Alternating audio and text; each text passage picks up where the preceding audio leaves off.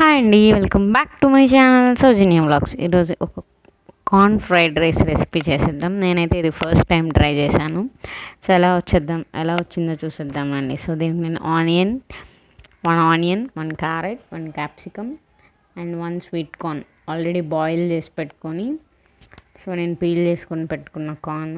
So ప్యాన్లో oil, so జీరా, ఆవాలు అన్నీ వేసుకున్న తర్వాత, సో కొంచెం గార్లిక్ వేస్తే చాలా టేస్ట్గా ఉంటుందని చెప్పి, సో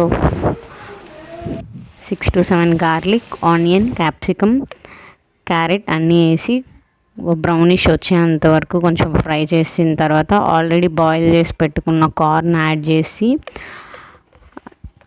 అది కొంచెం బాయిల్ అయిన తర్వాత ఆల్రెడీ రైస్ మనం రెడీగా పెట్టేసుకున్నది యాడ్ చేస్తే అదే కార్న్ ఫ్రైడ్ రైస్ అయిపోతుంది. సో లిటిల్ గార్నిష్ కోసం లెమన్ కానీ, సో కొత్తిమీర అట్లా ఏమైనా యాడ్ చేసుకోవచ్చు. సో కిడ్స్ లంచ్ బాక్సెస్కి చాలా బాగుంటాయి, ఈజీగా తొందరగా అయిపోతాయి. మీరు ట్రై చేయండి. Thank you for watching.